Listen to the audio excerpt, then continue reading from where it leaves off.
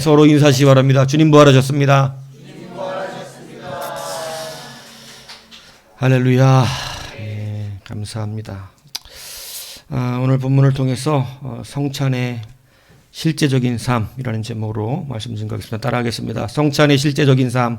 성찬의 실제적인 삶.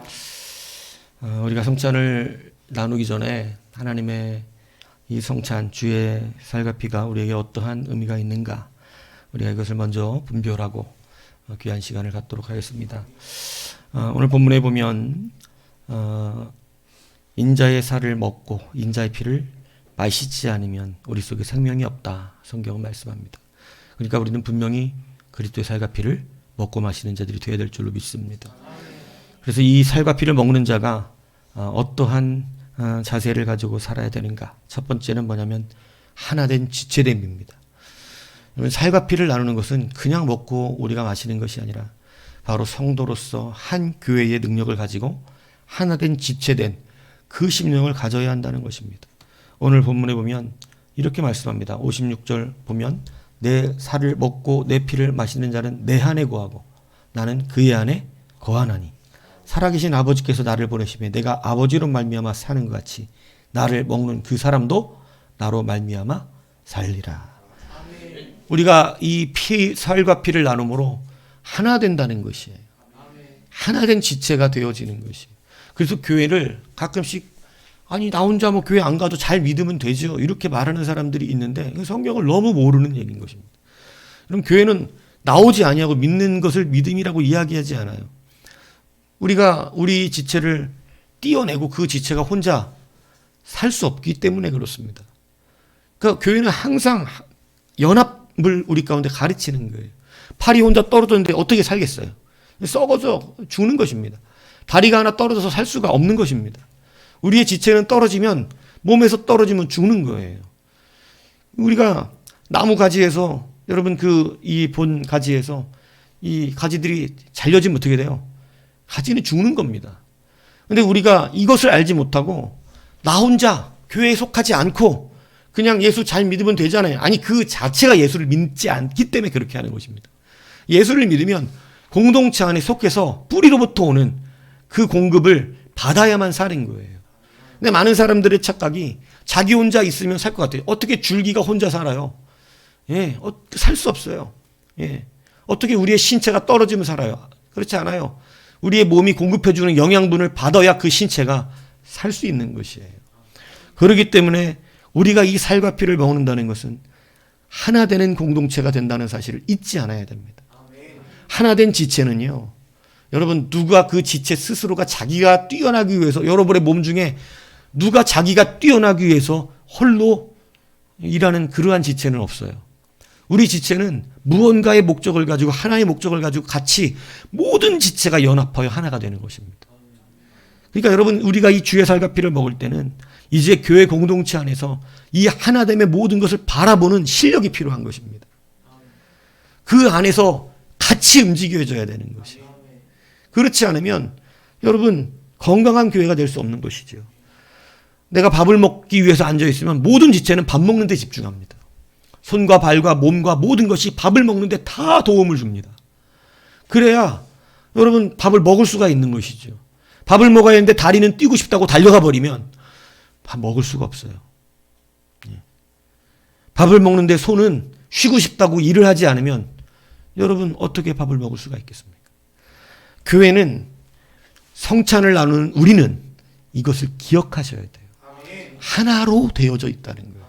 그래서 작은 지체 하나가 아프면 온몸이 아프지 아니하냐고 성경은 말씀하고 있는 것이에요. 여러분, 하나가 아프면 모두가 아픈 것이에요.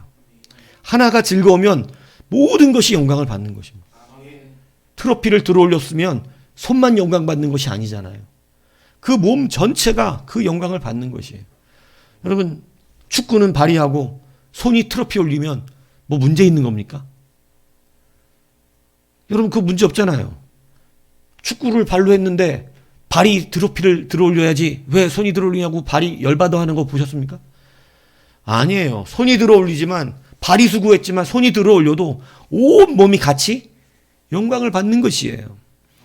이게 교회의 은혜고 능력이에요. 발이 골을 넣기 위해서 모든 몸이 함께 달리는 것입니다. 농구를 해도 마찬가지죠. 손이 하는 운동이라 해서 발이 안 뛰냐? 그렇지 않다는 것입니다.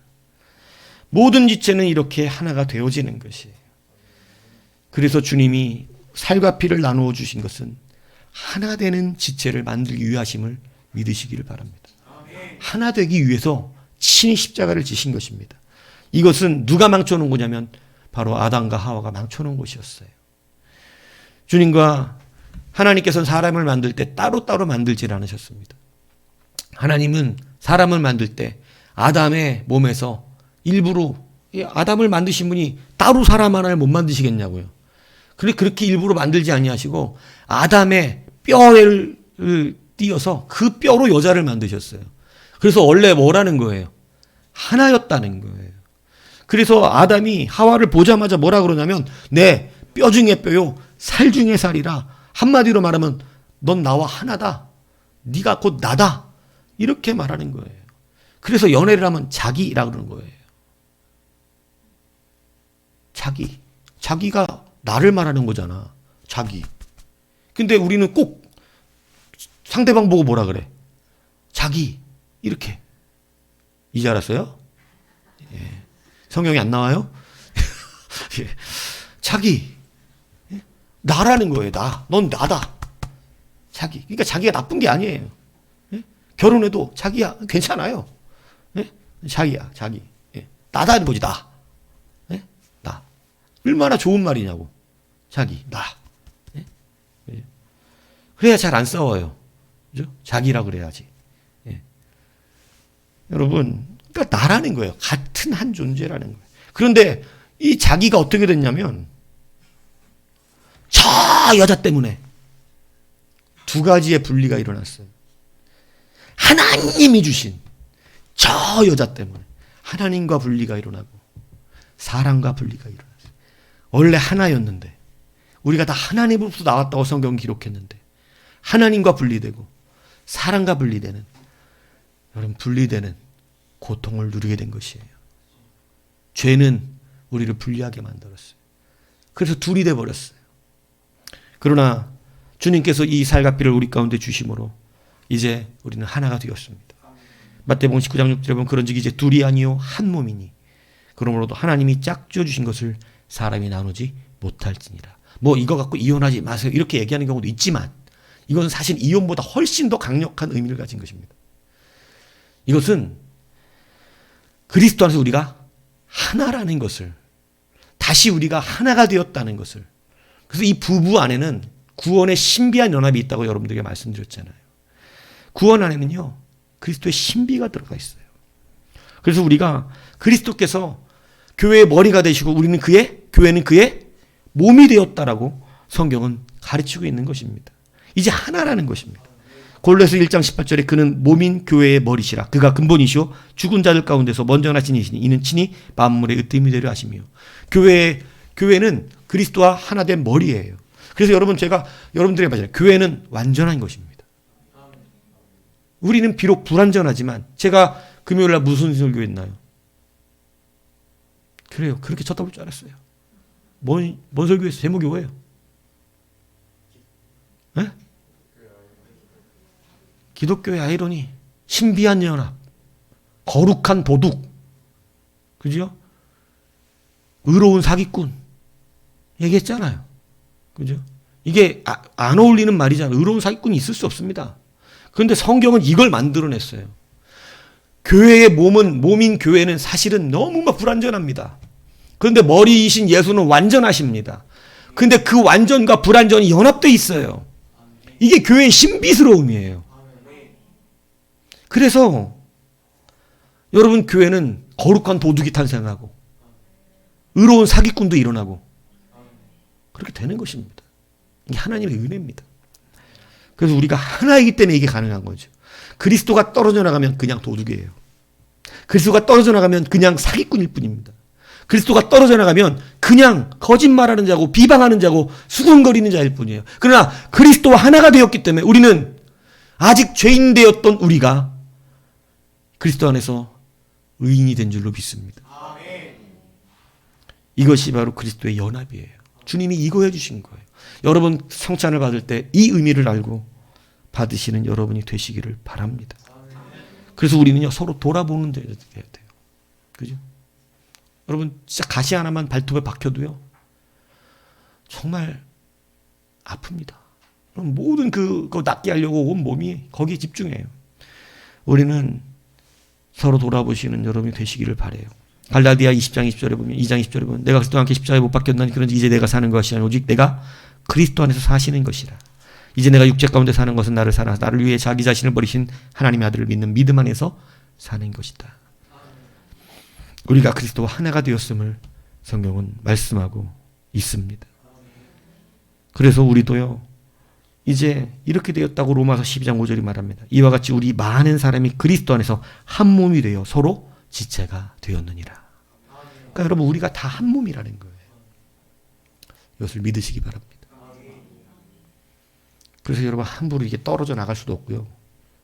함부로 우리가 공동체 바깥에서 예수를 믿을 수도 없다는 사실을 기억하셔야 됩니다.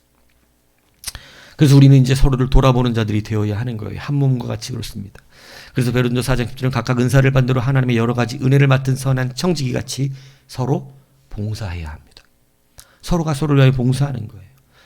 또한 베드로전서 4장 9절에 보면 서로 대접하기를 원망 없이 하고 서로 대접해야 합니다. 또 젊은 자들이 이와 같이 장로들에게 순종하고 다 겸손으로 허리를 동이라. 여러분 하나님의 말씀을 전하는 장로들에게 순종하고 또 서로 겸손으로 허리를 동여야 합니다. 그리고 그러므로 너희 죄를 서로 고백하며 병이 낫기를 위하여 서로 기도하라.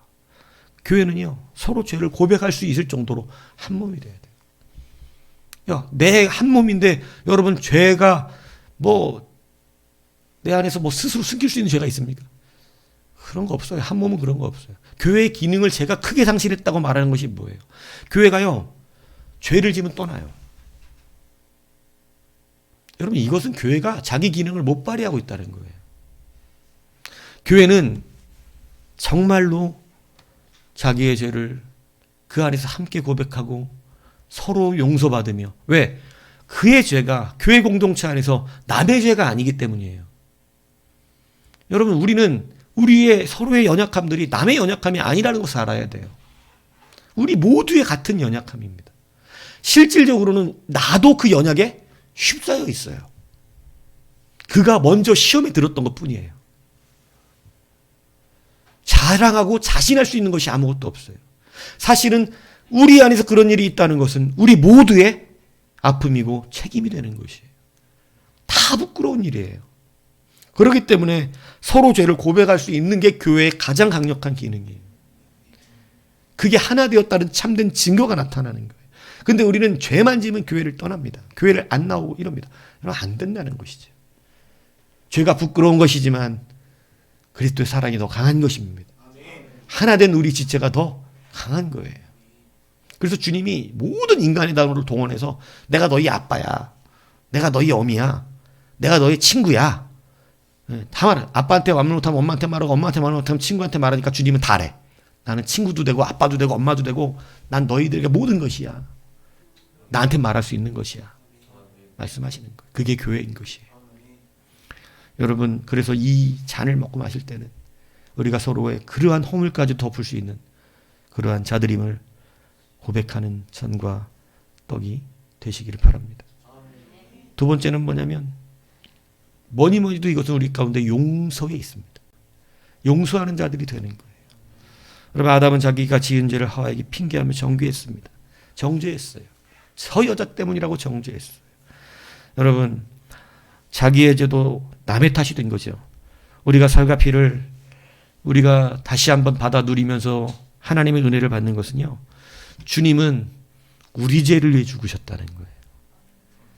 아담은 자기의 죄를 남 때문에 그랬다고 정가했지만 주님은 죄 없으신 분이 우리의 죄를 대신 쓰신 것입니다. 여러분 감당해 주신 것입니다. 그래서 주님께서 십자가를 지신 우리 가운데 부탁하신 것이 뭐냐면 요한복음 14장 14절에 보면 내가 주와 선생이 되어 너희 발을 씻었으니 여기서 주와 선생이라는 것은 발을 내가 너희를 씻어주지 않아도 되는 위치를 말하는 것입니다. 발을 내가 너희의 발을 안 씻어줘도 되는 사람임에도 불구하고 내가 기꺼이 너희의 죄를 씻어주었으니 너희들도 서로 그 죄를 씻어주는 것이 옳으니라. 그러니까 주님이 우리를 용서하신 같이 우리도 서로를 어떻게 해야 되는 거예요? 용서하는 자들이 되어야 합니다. 여러분, 우리가 살면서 정말 크고 작은 갈등들이 많지요. 근데 여러분, 가만히 보면 너무 작은 것 때문에 우리는 서로 상처를 받아요. 너무 작은 것 때문에. 이게 그렇게까지 할 일은 아니었어. 이게 그렇게까지 될 일은 아니야.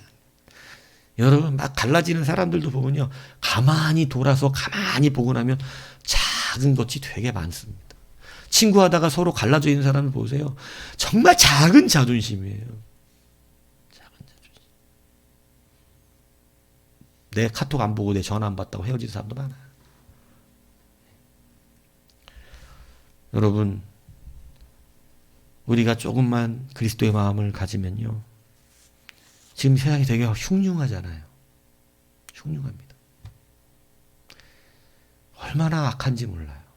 근데 그게 그냥 단순히 정죄만 되는 게 아니라 이렇게 악해져가는 흉흉한 세상에서 그 악한마귀 사단의 권세에 잡혀서요, 그 죄가 죄인지도 모르고 거기에 무너져서 여러분 흉악한 죄악들을 짓고 우리가 생각할 때 어떻게 사람이 저럴 수 있는가 하는 그러한 일들을 하는 자들이 여러분 다 어둠과 죄에 사로잡힌 자들이거든요. 너무나 고통받고 있는 자들입니다. 그래서 사실은요, 탄식이 일어나고 아픔이 일어납니다. 뉴스를 접할 때마다 눈물이 나고 고통이 오고 그리고 회개가 일어납니다. 여러분, 성도는요, 조금 더 이렇게 다가갈 수 있어야 돼요.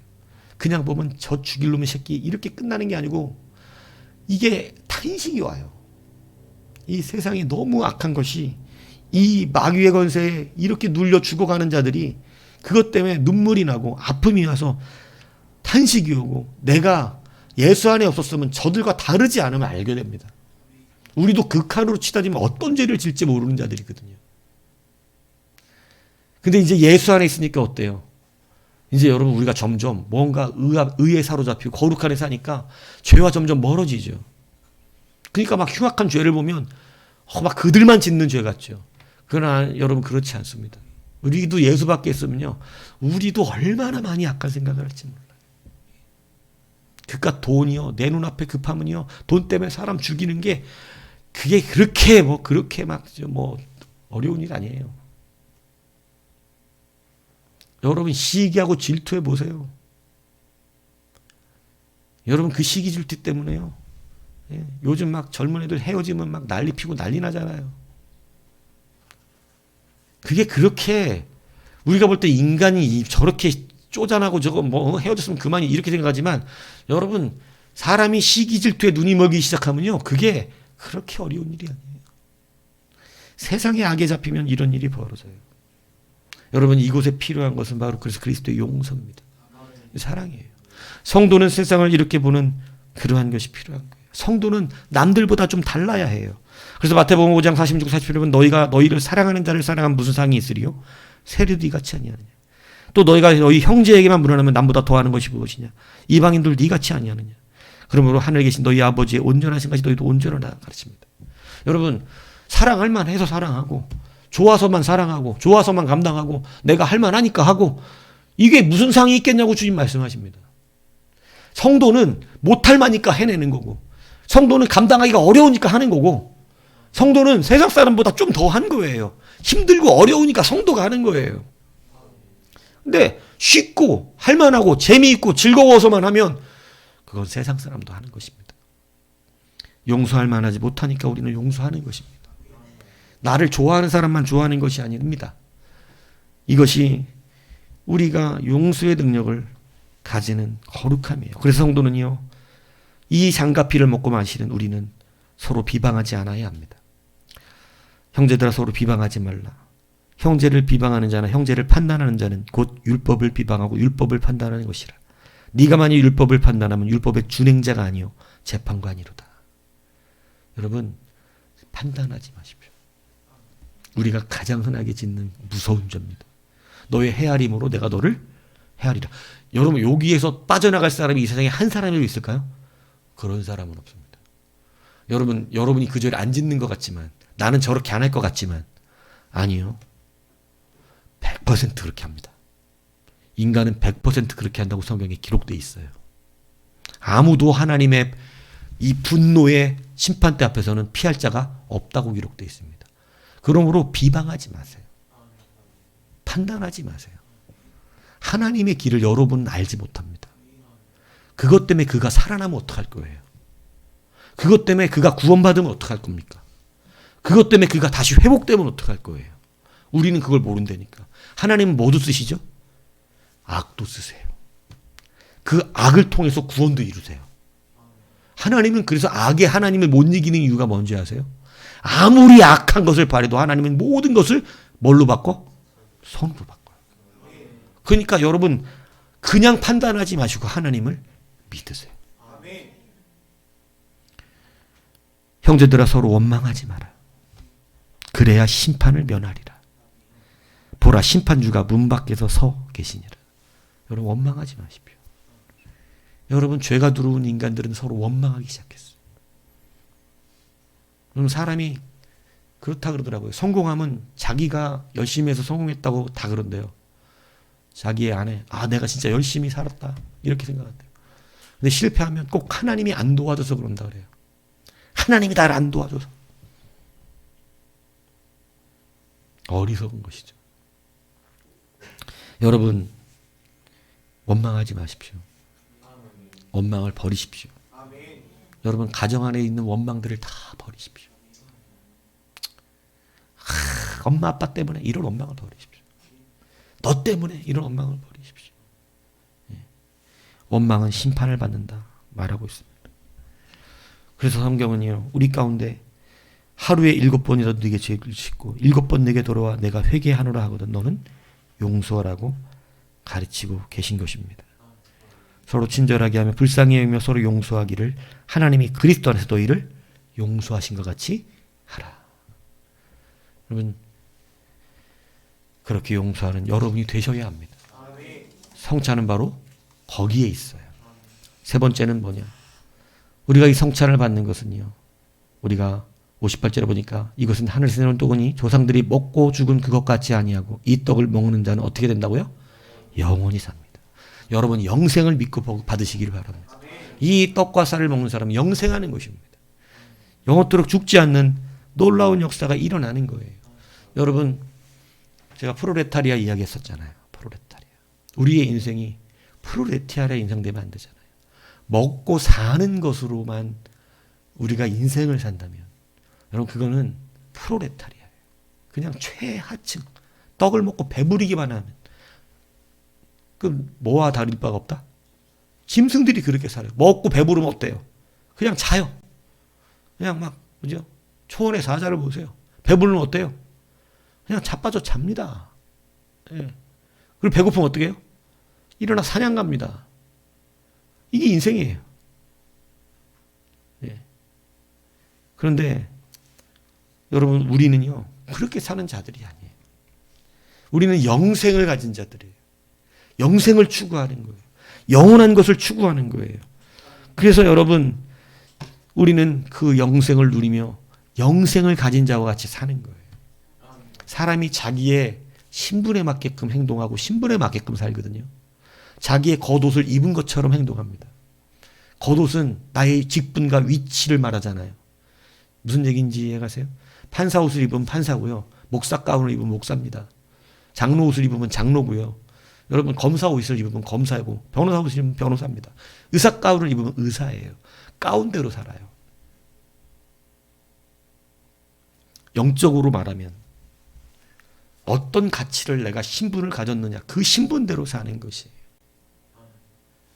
우리는 하나님이 영적인 신분을 바꿔주셨습니다. 하나님의 자녀가 되는 권세를 주신 것입니다. 영원한 것을 추구하는 자들로 우리를 만들어 주셨습니다. 그래서 우리의 신분은 왕 같은 제사장이에요. 이 신분대로 사는 거예요. 그래서 여러분 추리닝을 입으면 추리닝이 입은 애처럼 아무데나 안 씁니다. 근데 정장을 입으면 아무데나 안 앉아요. 여러분 예비군복을 입으면요 우리들이 군대 갔다 온 사람이 그냥 개가 돼요. 예. 똑같아요. 제가 예비군 소대장 할 때요 이 동네 이렇게 군대 늦게 의사나 이 약사들은 군대를 좀 늦게 와요. 학교 대학 생활도 길고 그 마치고 오느라고. 왜 마치고 와야 군대에서 저기 하니까. 근데 저기 몇 명 있었어요. 약사 지금도 가면 서로 알아보는데 여러분 이 약사도 약사 가운을 입을 땐 그렇게 약사 똑똑해 보이잖아요. 예비군분 입고 이면 똑같습니다. 옷대로 살아요. 여러분 우리는 영원한 것을 상속받은 자들인 줄로 믿습니다. 이것을 우리가 먹고 마실 때요. 영생하는 자의 신분을 얻었음을 잊지 마세요. 여러분 우리가 이 땅에서는 비록 가난하고 약하고 뭐 엄청난 위대한 것들을 우리가 붙들고 살지 못할지 모르겠지만 여러분 하나님은 우리에게 영적인 영원한 신분을 주신 거예요. 이것은 세상의 신분으로 비교할 수 있는 신분이 아니에요. 이걸 확신합니까? 아니면 아직도 세상의 신분이 부럽습니까? 여러분 그래서 우리가 잘 선택해야 됩니다. 세상에서 조금 높아져 봐야 얼마나 높아질 것이며 조금 잘 살아봐야 얼마나 잘 살겠어요. 그러나 그리스도께 얻은 이 놀라운 신분은요 영원한 것입니다. 누가 영원한 것과 순간적인 것을 바꾸는 어리석은 자가 있겠어요? 이건 엄청나게 어리석은 사람입니다. 이런 믿음이 없기 때문에 우리는 실패하고 깨어지고 무너지고 성찬을 먹었는데도 성찬의 권세가 없어요. 젊은 세대들은 특히 잘 들으세요. 영원한 것 붙들고 살아야 합니다. 잠시 썩어질 것 때문에 고민하고 염려하고 근심하며 살지 마세요. 그것 때문에 싸우지 마세요. 그것 때문에 흔들리지 마세요. 어려서부터 이 훈련이 되면요. 어른이 돼서 그런 것 때문에 아파하지 않습니다. 없으면 없는 대로 살고 사는 거예요. 그저 하나님께 감사하며 사는 겁니다. 모든 것에 만족이 생겨지는 것이에요. 왜? 영생의 신분을 가졌기 때문에 그래요. 하나님의 자녀되는 권세를 입었고 왕 같은 제사장이 되었기 때문에 그래요. 그래서 여러분 로마서 8장 17절은 우리에게 이렇게 말합니다. 자녀임은 또한 상속자고 하나님의 상속자요 그리스도와 함께한 상속자니 우리가 그와 함께 영광을 받기 위하여 고난도 함께 받아야 할 것이다. 여러분 우리는 하나님의 상속자입니다. 세상에 부자 부모들이 돈 어마어마하게 물려주고 뭐 좋은 회사 물려주고 이럴 수는 있겠지만 우리는 하나님의 나라를 물려받습니다. 이건 세상의 돈으로 살 수 있는 게 아닙니다. 뭐가 귀한지 성도답게 생각하시고 성도답게 받아드시고 성도답게 사십시오. 이거를 실제가 되게 사셔야 돼요. 자꾸 세상의 것, 그 가치 없는 것을 그것을 더 거기다 투자하는 여러분이 되지 마세요. 이제 영원한 신분답게 하나님의 거룩한 백성으로 예배자답게 여러분 하나님의 이 직분을 받은 직분자답게 거룩한 하나님의 백성으로 살아내십시오. 그래서 자녀들은요 세상의 기호들을 버려야 돼요. 깨끗하게 정결하게 거룩하게 살아야 돼요. 입술에 욕을 두면 안 돼요. 내 영생의 신분답게 말도 해야 되는 거예요. 영생의 신분답게 여러분 사는 것이 여러분 그게 성찬을 받는 자의 자격이고 기쁨이에요. 그래서 여러분 육신을 따르는 자는 육신의 일을 영을 따르는 자는 영의 일을 생각하느니 육신의 생각은 사망이요 영의 생각은 생명과 평안이니라고 말씀합니다. 우리가 왜 자꾸 고통받습니까? 죄와 사망의 권세에서 우리를 끌어내셨다고 말씀하시고 선포하셨는데도 우리는 자꾸 왜 죄와 사망의 법이 우리를 고통 줄까요? 육의 생각을 하기 때문에 그렇습니다. 근데 영의 생각을 하면 거기에는 생명과 평안이 일어난다는 거예요. 이게 이제 실제가 되시기 바랍니다. 여러분 주님은 이미 우리에게요 자유를 주셨어요. 이미 우리에게 나음을 주셨고 평강을 주셨어요. 고단할 이유가 없고 피곤할 이유가 없어요. 주의 영원한 생명 안에서 우리는 기쁨이 충만할 수 있습니다. 그 예수를 바라보면 되는 거예요. 그러므로 이제 고통받지 마세요. 자유하세요. 괜찮다니까요. 여러분 굶어 죽는 일은 없습니다. 여러분이 굶어 죽으면 제 손에 장을 지집니다. 주님이 책임지니까. 굶어 죽진 않아. 주님이 약속하신 부분이라니까. 믿습니까? 잘 살면 좀 갚아주시고. 네, 좋은 말 해줬으니까. 네. 여러분, 성찬을 받는 자는요, 그 믿음으로 받는 거예요. 매 우리가 이거 뭐 하루에 한 해 2번씩 받지만 이 능력 없이 받으면 이게 능력이 되지 않아요. 성찬 받는 사람은 이 세 가지를 기억해야 하는 것입니다. 여러분, 그러므로 오늘 이 성찬은요, 이 귀한 은혜 성찬으로 이루어지는 은혜가 있기를 주님의 이름으로 축복합니다. 아멘.